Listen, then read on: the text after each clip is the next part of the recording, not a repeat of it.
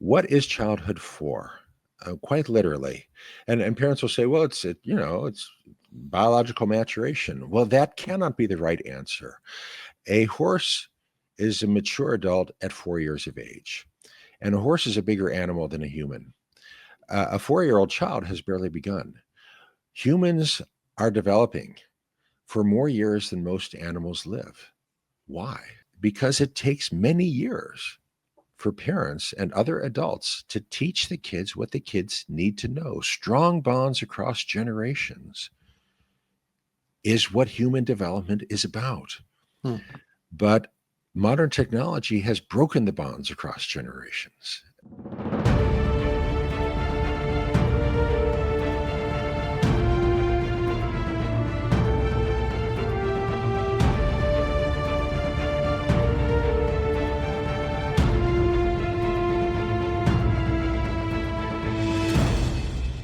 Welcome to Inside Policy Talks, the podcast of the Macdonald-Laurier Institute. I'm Peter Copeland, Deputy Director of Domestic Policy here at MLI. Today, I wanted to ask the following question: why are so many young people struggling with anxiety, depression, and identity confusion, and what can we do about it?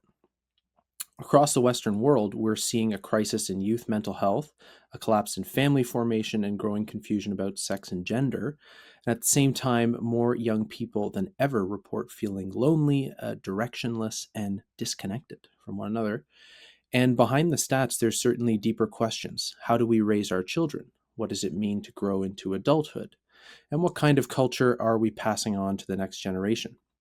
We'll explore those questions today and the public policy issues they raise, from education to healthcare and social policy. Our guest today is Dr. Leonard Sax, a family physician, psychologist, and the best-selling author of Why Gender Matters, Boys Adrift, Girls on the Edge, and The Collapse of Parenting. He's a leading voice on how sex differences, parenting styles, and educational environments shape childhood development and what happens when we ignore these hard truths about human nature. And as a parent myself and someone deeply engaged in social policy, I've long appreciated Dr. Sax's willingness to speak clearly and compassionately about what children really need to thrive. And before we get started, please remember to like and subscribe. It really helps us reach more people with these ideas. Dr. Sax, welcome to the podcast. Thanks for inviting me. Let's get right to it. You've spoken and written extensively about what you call a crisis of resilience among children and adolescents. So, what are the signs you're seeing clinically and culturally that suggest something's going wrong? Well, as a family doctor, I'm seeing so many kids who are fragile, little things causing kids to fall apart. And, I've been a family doctor now for more than 30 years. And kids didn't used to be this fragile. I can say that with confidence based on my firsthand experience as a family doctor. Kid doesn't get invited to a party. 30 years ago, that wouldn't cause this girl to be suicidal, and now it does. That's just a fact. And that's my firsthand experience, but it's also well documented now in the clinical literature across Canada and the United States. Why has this happened? Why are kids now so fragile? Well, I think we've got a pretty good handle on what has happened. And there's a couple things that have happened. Greg Lukianoff and John Haidt wrote about what they called the culture of safetyism, a term they coined, safetyism, a number of years back. And what they mean by safetyism is if any kid might get hurt, then no kid is allowed to do it. I've been visiting schools now for 24 years. I've visited more than 500 schools over the last 24 years, and I've seen this firsthand. Schools across Canada and the United States are removing jungle gyms because if any kid might get hurt, no kid is allowed to do it. 30 years ago, dodgeball was popular across Canada and the United States. I can tell you that schools across Canada and the United States are banning dodgeball. Dodgeball is no longer allowed because if any kid might get hurt, no kid is allowed to do it. Throwing snowballs used to be very popular on school property. And I've spoken at more than 90 schools across Canada. And look, I grew up outside Cleveland, Ohio. We get a lot of snow, lake effect snow. And I attended public schools in Ohio, kindergarten through grade 12. And I can tell you that during the winter months, we would put on our coats and go out during recess and lunch, and we'd throw snowballs at each other. Mhm. Teachers would come out and join us, and students against teachers. I remember Mr. Albers was a great shot, get you right between the eyes every time. Not anymore. Not anymore. It's not allowed. Today, kids start throwing snowballs on each other at each other during school hours, and a teacher runs out and says, "What are you guys doing? You're not allowed to do that." Mhm. Uh, York Region District School Board. I led a workshop there, and I can tell you, I believe I got the lines from the policy manual memorized because I've shown them so many times. Mhm. Throwing or kicking snow is prohibited. Uh, the exact words, snow must remain on the ground at all times, quote unquote. Consequences may result in suspension. Mhm. So why did this happen? Well, it's liability. If Mhm. if a kid gets a snowball in the eye, the board might get sued. Uh, if any kid might get hurt, no kid is allowed to do it. Mhm. Safetyism. And the result is kids who are fragile Mhm. because we understand we've got all this research going Mhm. back more than 100 years um, that kids who are protected, who never experience any stress, any disappointment, are fragile, are weak. In order to become strong, you have to get hurt and recover. Uh, uh, the Yerkes Dodson curve was developed by two Harvard psychologists over 100 years ago. And they found if there's no stress, if there's no disappointment, if there's no failure, you become weak. If there's too much stress, Mhm. you fail. The Yerkes Dodson curve is an inverted U-shaped curve. If there's moderate stress, just the right amount of stress, then you become strong. Mhm. What doesn't kill me makes me stronger. So Right. you need the right amount of stress. So I have a workshop for teachers and for parents called Beyond Resilience. What's the right amount of stress? Well, for a 5-year-old, I argue it's a dog park. Take your kid to the dog park where they can play with the dog, not their dog, some other dog, and they might get bumped, they might fall over, they might even get bit. Mm. It's not a catastrophe. They won't die. Jungle gym is great. And in this point in the workshop, I showed a picture of my daughter at 8 years of age with a cast on her forearm. She fell off the jungle gym and fell on her outstretched hand and broke her wrist. And she's admired the cast, which I applied. She broke her wrist, but she recovered. Mm. These are the kinds of injuries kids need to become strong. If you try to protect your kid from any kind of injury, they become weak. Mhm. Kids need the right kind of stress in order to become strong. That's one part of what's driving this fragility among North Yeah. American kids. Another part is the breaking of bonds across generations. Kids need strong bonds across generations, and they don't have them. John Haidt wrote his more recent book, of course, The Anxious Generation, which has made a huge splash across Mhm. the Anglophone world, really, arguing that the rise in anxiety and fragility among North American kids is due to smartphones. I respectfully disagree because one point he doesn't make in the book is that this rise in anxiety and fragility is really not seen, for the most part, outside the Anglophone world. There has Mhm. been no rise in anxiety or fragility. There's been no rise in anxiety, we can say with confidence, among kids in Greece or Russia, for example. Although kids in Greece and Russia are just as likely to have smartphones and just as likely to have social media as kids in Canada and the United Mhm. States. Why is that? Uh, well, kids in Greece and Russia still have strong bonds across generations, Mm. but kids in Canada and the United States do not. Teens in Canada and the United States don't hang out with their parents. They hang out with other teens. The bonds Mm. across generations have been broken.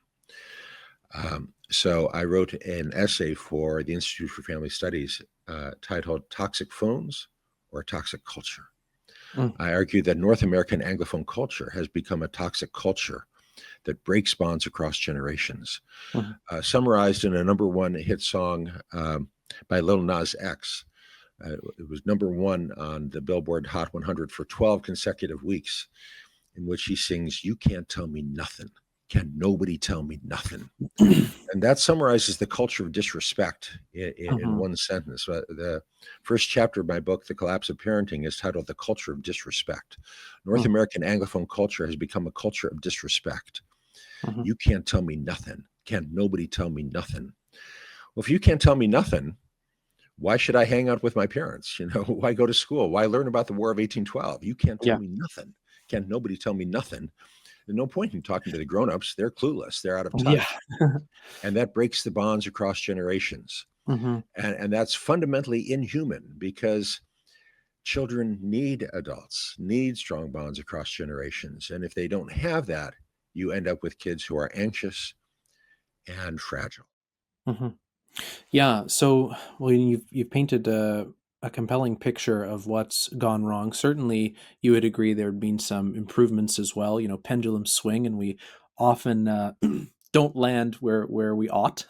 One might say. I'm wondering if you might comment on that. Like, um, what have been some positive developments in terms of child development, and then secondly, we think of certain things as being conducive to well-being in our society.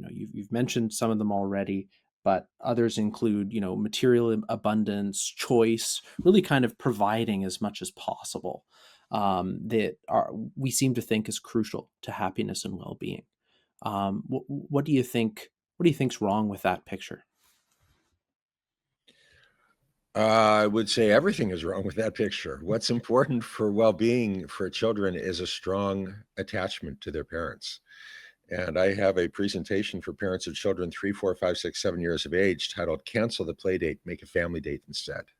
Mm, Because I see so many parents of children 3, 4, 5 years of age who are taking their precious Saturdays and driving their kids from one play date to another, assuming that it's really important for 4 year olds to have other friends who are 4 years old. There's no scholarly evidence to support that assumption mm, that there's any benefit to 4 year olds having friends who are 4 years of age. There's tremendous scholarly evidence in support of the claim that it's important for a 4 year old to have a strong attachment with their parents. mhm, And we have all kinds of good evidence that if a 4 year old has a strong attachment with parents, it greatly decreases the risk of anxiety and depression down the road and mm, improves academic achievement down the road. There's no evidence that 4 year olds having friends who are 4 years old improves any outcome at any point. So I tell parents, cancel the play date and spend your Saturday with your child. Take your kid to the park. Do something that you enjoy with your kid. Teach your kid something that you enjoy. If mhm. you enjoy biking, take your kid on a bike ride. If you enjoy, look, I've always loved to sail and I've taught my daughter to sail. We've got a state park nearby. You can rent a sailboat. And my daughter and I go sailing. Last time we went sailing, we capsized. And my daughter said it was the most fun she ever had. Building So resilience. think of something you like to do and teach your kid to do it. Mm, And again, I find many fathers who are really clueless on this point. Boys want to be men, but I find a growing number of men who want to be boys. And I mm, see fathers who are asking their 9 year old sons to teach them to play video games. That's pathetic. Don't do that. Teach your son to be a man. mm. Very good. Let's pivot to the role of sex in development. One of your earliest and most influential arguments is the idea that sex differences matter. Some would wonder why it's an argument that needs to be put forward, but of course it does. This idea that boys and girls are not interchangeable. Why is it so important to recognize this? So, a team of researchers published a monograph a number of years back called Hardwired to Connect. And they found that um, it's not really accurate to say that kids want to be adults. It's more accurate to say that boys want to be men and girls want to be women. And they looked across cultures and across time. And they found that really, and this was a team of anthropologists and pediatricians across disciplines. And they found that really, when you look at any culture of which we have any knowledge across millennia, they take this transition, a boy becoming a man, a girl becoming a woman, very seriously. They teach boys to be men, they teach girls to be women. We don't. We used to, but we no longer do. And so kids now have to figure it out on their own. We don't offer them any guidance. Yeah. And the culture has become confused. And the result is that the culture offers harmful caricatures and stereotypes. The most successful musical artist in history and the most successful artist right now is Canada's own Drake. And Drake has had more number one hits than any artist in history. More top 10 hits, more hits on the Billboard Hot 100 than any artist in history. When I speak to parents, they often think that Taylor Swift is the most popular artist. She isn't. Drake has her beat on every parameter. She's the most popular artist among the elderly, meaning people over 30. But Drake has her beat in every domain. And then I will show the lyrics from his number one hits, which are relentlessly profane, obscene, full of the F word, the N word, and very misogynistic in the way he refers to women. And this is the role model that boys have. Again, this is the culture of disrespect, and it's immensely harmful. Where are boys supposed to find a good role model in the culture of Drake and Bruno Mars? Where are girls supposed to find a good role model in the culture of Cardi B and Megan the Stallion and SZA? And parents don't even have a clue. Many of them don't even know who these people are. Because again, the bonds across generations have been broken, and parents literally don't know who Drake is, even though he is the most successful musical artist in history. They don't know who he is. They don't know the name. Well, it's interesting. Yeah, it's almost like in nature abhors a vacuum, and there's been a clear void in terms of male and female role models, because our culture has become so anathema to just basic category distinctions. Everyone's equal, everyone's the same, and this culture of self-creation, self-affirmation. And what you get when you don't have bounds and guidance and proper moral structure is not just this flowering of perfect to beautiful ideas, but some really harmful ones. So I find that interesting. But let's move on. Go ahead. I want to mention quickly a study from UCLA where researchers simply followed around families. A mother, father, son, and daughter come home, and they found within minutes each family member is in a different room looking at a different screen. The culture is fragmented, and the teenage son is looking at his screen, the teenage daughter is looking at their screen. And the social media is fragmented, and boys looking at Drake and girls looking at SZA, and the parents have no idea what culture their kids are consuming. They don't know the songs, they don't know the TikTok videos. It's private, and so the parents have no idea what culture their kids are consuming. Again, the bonds across generations have been broken. The parents are out of touch and clueless. They don't know what their kids are listening to. And so one recommendation I have for parents, one very simple, concrete recommendation, is no TV in the bedroom, one TV in the household, one TV in the family room. That's it. And I want parents to know I follow my advice. There's one TV in our home. It's in the family room. We don't watch TV very often. Mostly we watch American football during football season, and that's pretty much it. Or we'll watch movies together on TV. We'll watch a movie together. And parents will push back. They'll say, well, I want to watch the evening news, and I don't think that's appropriate for my 7-year-old. I want to watch the evening news. So I have a TV in my bedroom to watch the evening news. And I say, you don't want to watch the news. You don't need to watch the news. Don't watch the news. One TV in the household. Very good. So let's shift to the sex and gender identity discussion. There's a lot of debate going on around this, and the desire to affirm one's feelings, and the kind of belief that the binary sex distinction and categories, social categories associated with that, is in need of erasure. What do you think about this cultural shift? All right. Well, you had shared this question with me in advance, and I prepared a few slides for you. So let's go ahead and pull up those slides if we can. So 30 years ago, Judith Butler, a professor of comparative literature at Berkeley, wrote a book called Gender Trouble, in which she asserted that male and female are social constructs. And she wrote that because gender is not a fact, the various acts of gender create the idea of gender. And without those acts, there would be no gender at all. Now, I had the privilege of actually speaking to the elected trustees of the Toronto District School Board. And I can tell you that her ideas are accepted as authoritative at many leading schools of education, as well as at most large public school boards, including the Toronto Board. But is it true? Is it accurate? So a few months ago, a team of researchers at Stanford Medical School published this paper in the Proceedings of the National Academy of Sciences, a study of 1,500 young adults, 20 to 35 years of age. And it's a remarkable study in which this is a study of these 1,500 young adults in an MRI scanner. Each of these young people, one by one, goes into an MRI scanner, and they're awake, and you're just looking at the activity of their brain. Every human brain is characterized by a unique pattern of brain activity at rest.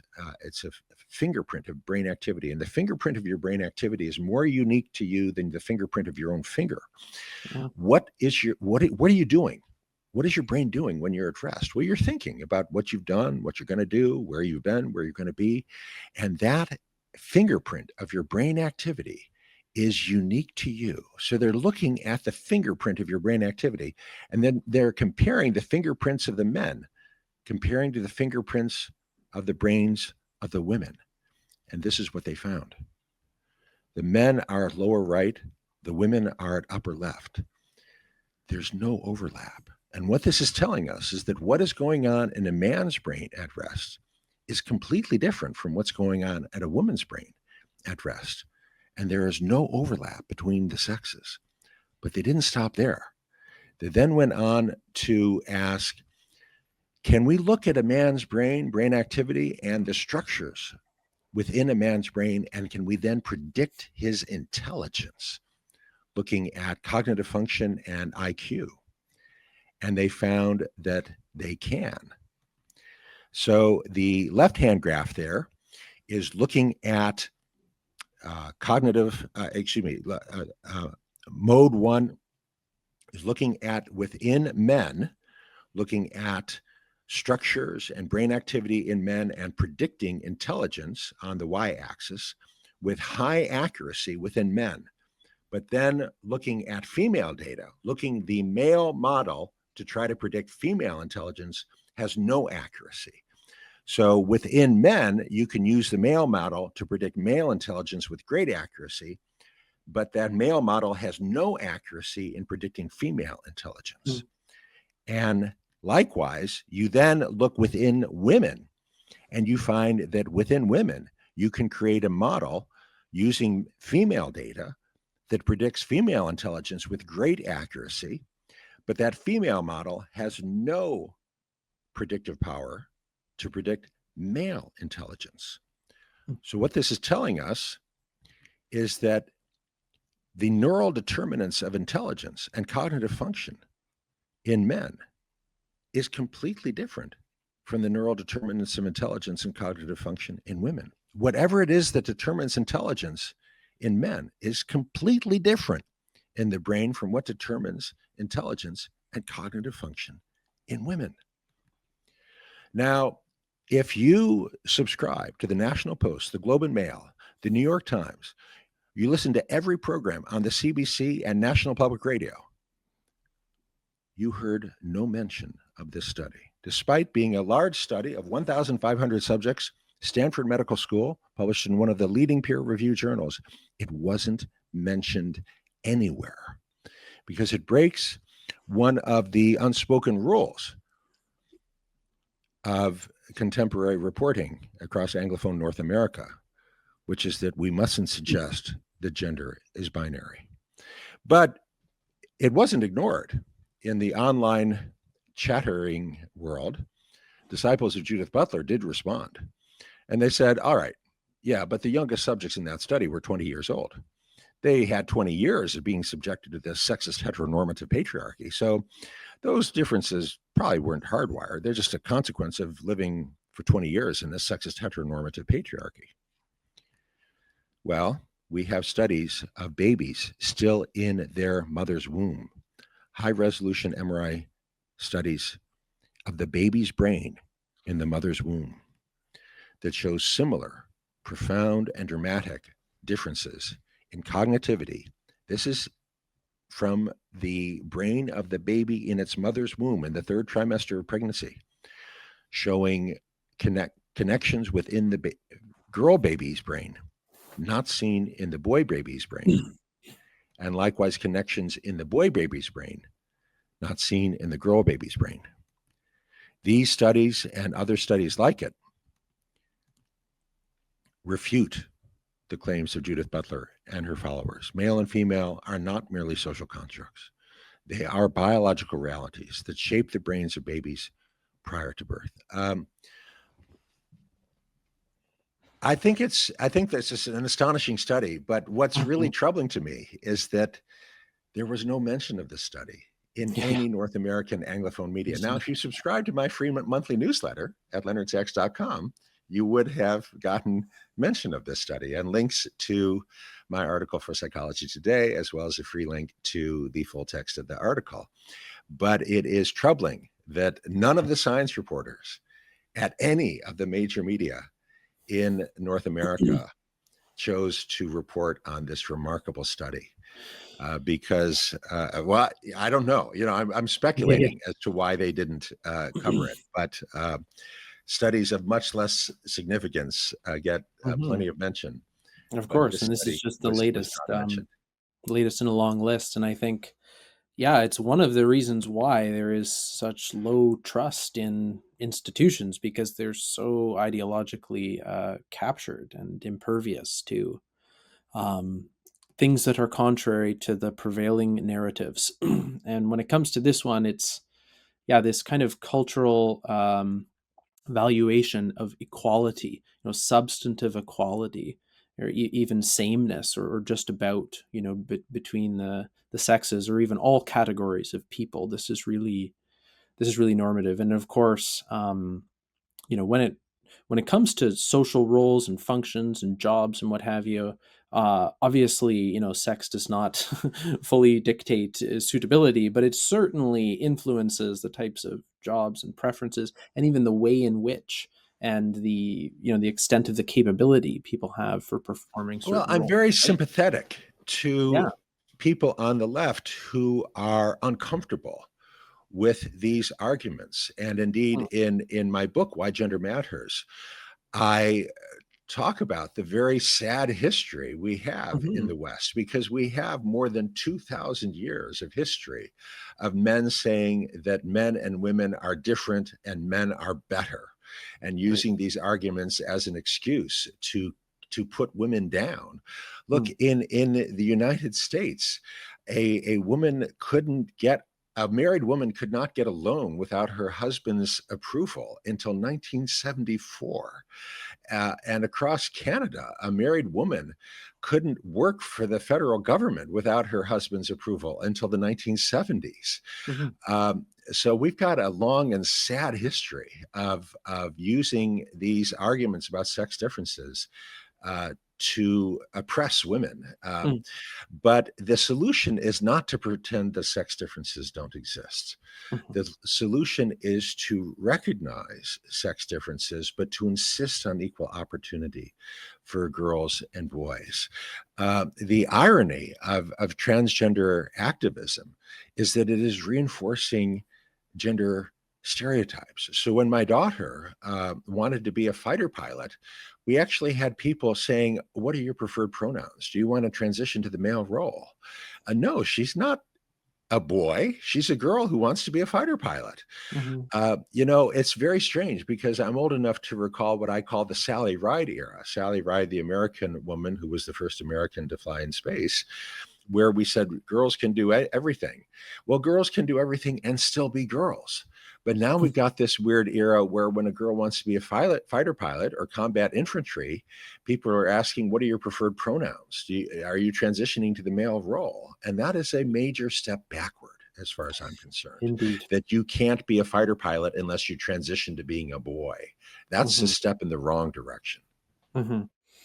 Very good. We could continue in this vein, but I want to make sure we touch on parenting and then, differences in boys and girls in childhood. But let's start with parenting and authority, really, because that's where you see a big shift in norms. Even all norms are kind of up for debate. So your book Collapse of Parenting highlights a big shift in family culture from authority to appeasement. People are very afraid of the word authority now. So what happened, and why does it matter for health and development?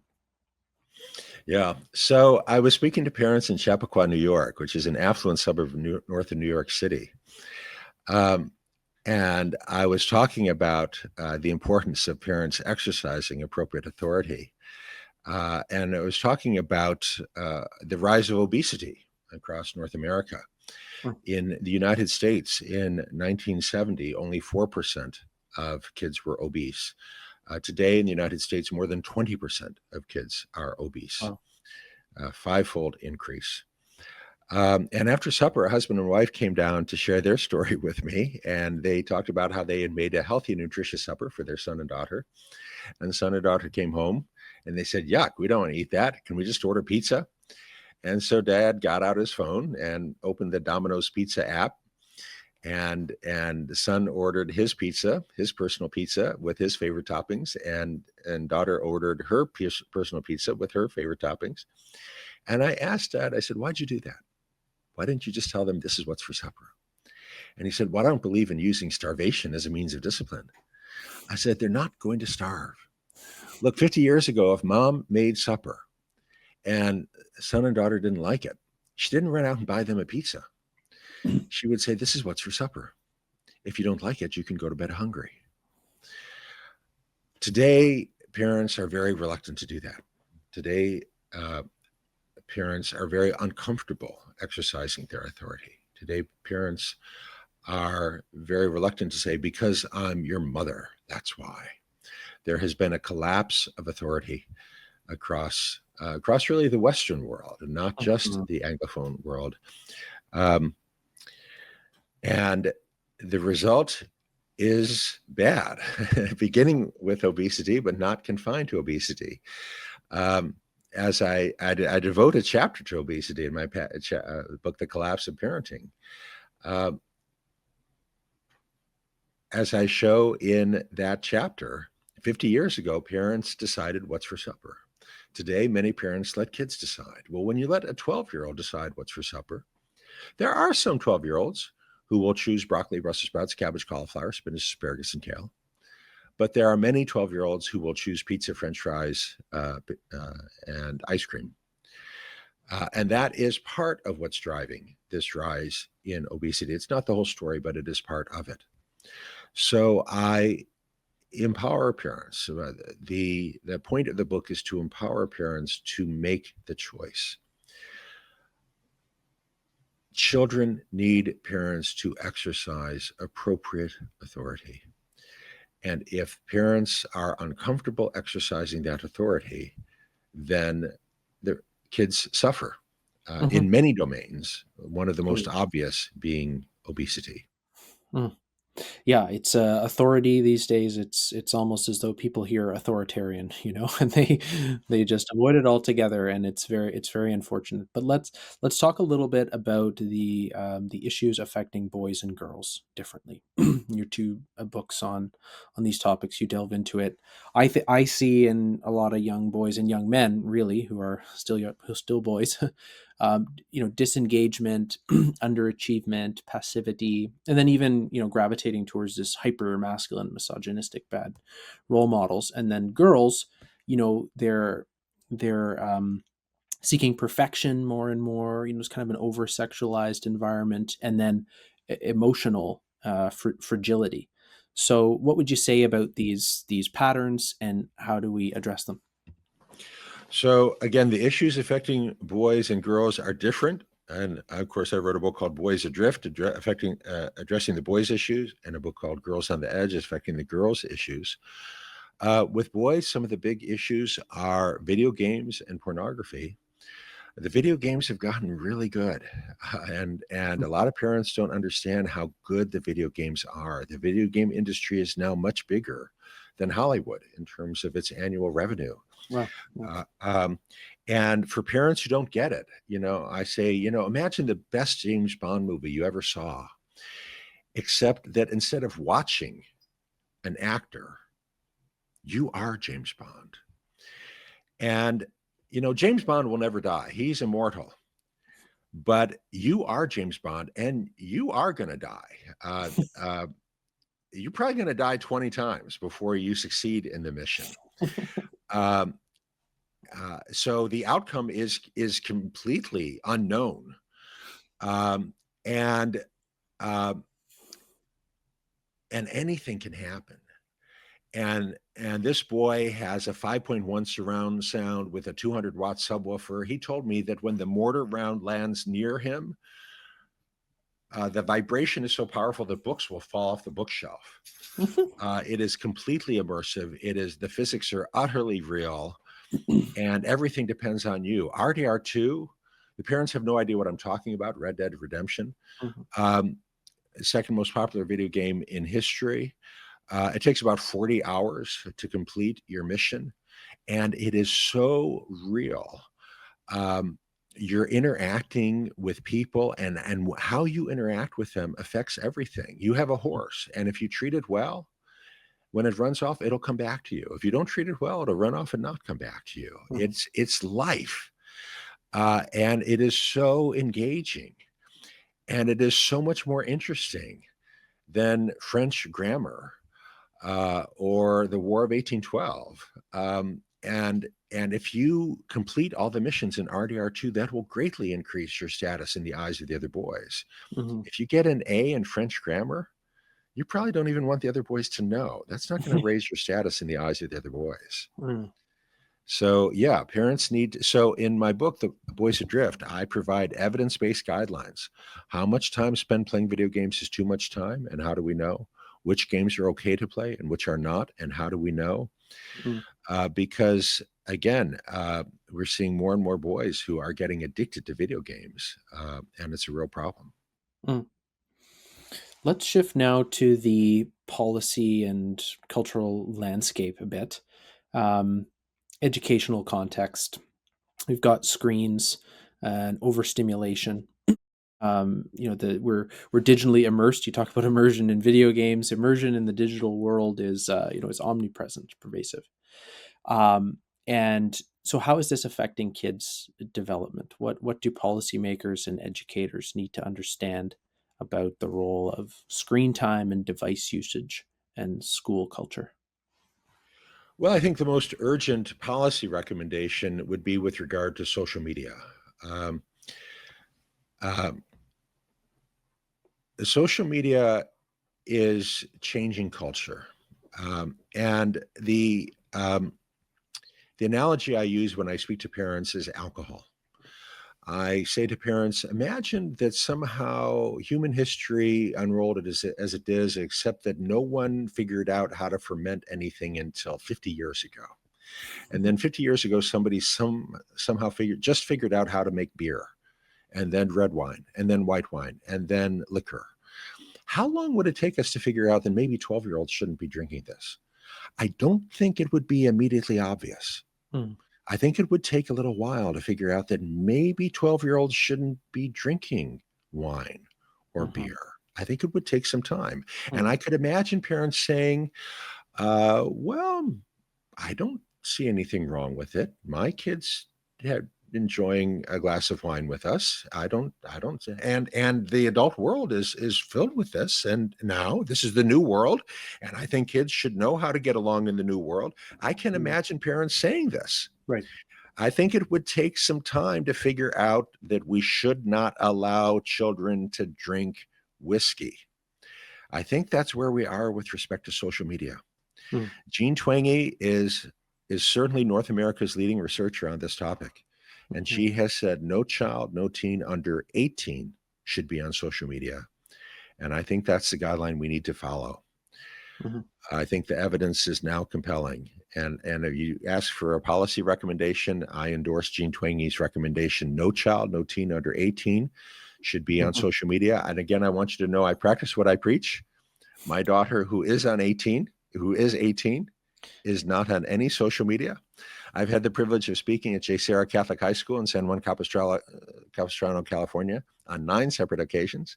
And my daughter at age 16 was there with me in August Mhm. 2 years ago. And she was interviewed by Pat Reedy, vice president of the school. And he interviewed her and he said, "So, Sarah, you're 16 years old and you're not on any social media. You're not on Instagram. You're not on TikTok. Why is that? Is that because your father, Dr. Sax here, won't allow it?" And she said, without any coaching, she said, "No, it's not because of my father. It's because I have a life. I have friends. I dance. I hike. I do stuff. I have better things to do than scroll through Instagram and TikTok." And that interview is archived. I can send you the link. I'm very proud of Sarah. Um, I advise parents you need to lock down. You need to lock this down. You need to install parental monitoring software on any device with internet access.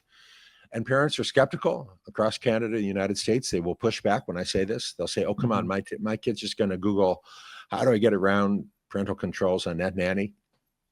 Well, I actually spoke to employees at NetNanny, and they told me that they have colleagues whose full-time job is to Google the phrase, "how to get around parental controls on NetNanny."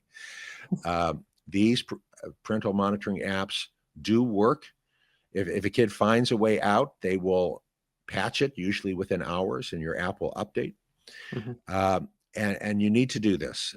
Parents, you need to install parental monitoring software to block your kids from using social media. These social media is toxic for kids.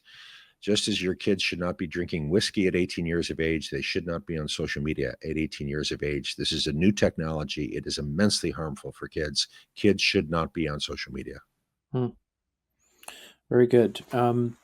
Let's talk about identity formation and belonging, because it's fair to say what you see going on here is these very kind of attractive, compelling, but almost like counterfeit um, models of seeking fulfillment and attachment and belonging, whether that's in some of the undesirable role models in entertainment, or through this kind of false but incredibly appealing and psychologically stimulating video game, or in the kind of instant gratification of social media. So obviously those are harmful, but how do you think about healthy identity formation, and its connection to that sense of belonging that a lot of kids are looking for as they develop socially? What do you think people need to know about that, and in our particular contemporary environment, because things have changed? Well, I keep coming back to bonds across generations. Mm. What is childhood for? Quite literally. And parents will say, well, it's biological maturation. Well, that cannot be the right answer. A horse is a mature adult at 4 years of age, and a horse is a bigger animal than a human. A 4-year-old child has barely begun. Humans are developing for more years than most animals live. Why? Well, we don't have to guess. We have scholars like Dr. Melvin Conner at Emory University in Atlanta, who's devoted his entire career to addressing this question, wrote an 800-page tome, The Evolution of Childhood, Oxford University Press, addressing this question. Mm. Why? Comparing development in humans to development in other species, especially other primates. Why? And the answer he gives is because it takes many years for parents and other adults to teach the kids what the kids need to know. Strong bonds across generations is what human development is about. Hmm. But modern technology has broken the bonds across generations. As I mentioned earlier, kids are now in their bedrooms looking at screens. Hmm. We need to restore the bonds across generations. This is what kids need. I mentioned earlier that study, Hardwired to Connect, that Hmm. emphasized the importance of strong bonds across generations. So that is my short answer, that you Hmm. need to create strong bonds across generations, not just within the family, but within the community. Hmm. Um, Opportunities for um, kids to bond across generations, and not just with other kids, but across generations. Okay. Oh, very good. Dr. Sachs, you've toured schools around North America, and I was very pleased to learn when I reached out to you that, in fact, not just the United States, but over 90 schools in Canada. So you certainly understand the landscape here. I'm wondering, what sort of policy opportunities are there for our federal or provincial governments to improve the way we approach health, mental health, and gender relations among children in our public schools and post-secondary environment? Well, I would love to see uh, the public boards in Canada offer single-sex schools as an option in the public board. I have visited, for example, Upper Canada College in Toronto, a wonderful private school for boys. It's a great school, which I visited actually on several occasions. Um, but it's very expensive. Actually, there's quite a number of leading boys' schools as well as leading girls' schools Hmm. in Ontario, but they're really expensive. Well, what if you don't have $40,000 a year to spend on your kid's education? Well, then you don't have that option. Um, Actually, there are a few in the Catholic board. I have spoken at Hmm. Neo McNeil, which is a very fine boys' school in the Catholic board. Um, but um, but why can't the public board offer this as an option? Now, I must warn you, if you just create a boys' school and the teachers don't have training, it is a catastrophe where the Hmm. jocks beat up the geeks and the teachers have no clue what they're doing. And they think, oh, let's teach the boys algebra with sports analogies. Well, that is a really stupid idea because a lot of boys hate sports. And it doesn't work. But with appropriate training, it can be tremendous. I have led 8 days of professional development for the Barack Obama Male Leadership Academy in Dallas, Texas. That school has now been very successful over 12 years. These boys, mostly from low-income households from across the city of Dallas, are doing extremely well. They're blowing away the rest of the schools. They're leading the Dallas in grade point average in graduation. They're outstanding scholars. These boys are on fire to learn math, science, Emily Dickinson, Jane Eyre. Um, if you understand how to engage and motivate boys, they'll amaze you. They'll surprise you. Hmm. They'll outperform the girls. Um, and this is a school with no fees, no tuition, and no religious affiliation, the Barack Hmm. Obama Male Leadership Academy in Dallas, Texas. Um, an all boys public school. Um, uh, I think it's really a matter of social justice. An all boys public school should not, an all boys school should not just be for rich people. It should be an option available to anybody. You shouldn't have to have 40,000 a year to have the Hmm. choice of sending your son to a boys' school. Likewise, you shouldn't have to have 40,000 a year to have the option of sending your daughter to a girls' school. Because again, I've led workshops for girls at girls' schools where the same girl who loves Ariana Grande and fashion design Hmm. loves computer coding, loves physics, loves engineering. If you understand how girls learn, that girl who loves fashion design and loves SZA will also love computer coding and physics and engineering. Hmm. You can do it. The best way to get girls excited about physics is different from the best way to get boys excited about physics. Hmm.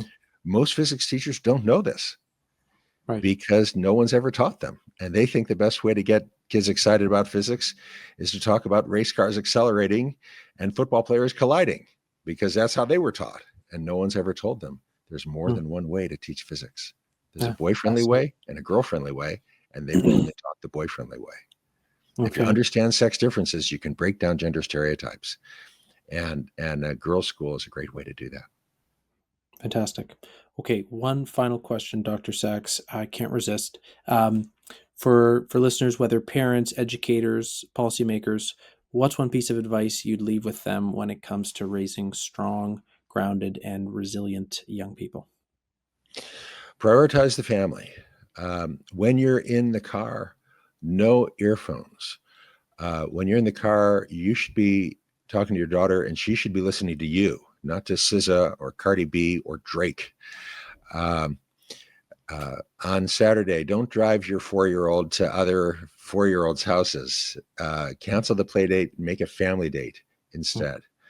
Uh, uh, when you're thinking about after school activities for your kids, if that after school activity uh, interferes with a family meal at home, um, cancel it. One parent is driving her kid to computer coding class and then to ice hockey, and they're eating a sandwich on the way from computer coding class to ice hockey, and they're not having a meal at home. Researchers at McGill looked at more than 10,000 adolescents coast to coast across Canada and found the more meals you have at home with a family, the more likely that kid is to be happy, and the less likely that kid is to be anxious or depressed. Mm. Cancel the after school activities, prioritize the family. Mm. Strong bonds across generations are way more important than ice hockey or computer coding. Very good. What a note to end on. Well, Dr. Sachs, I want to thank you for sharing your wisdom, your many decades of clinical insight with us today. These are very important conversations about who we are and who we've become and who we may hope yet to become in our culture, and how we raise the next generation of young people and the society we want to build. So thank you for being here. If you enjoyed this episode, I want to encourage you to please like, subscribe, and share Inside Policy Talks.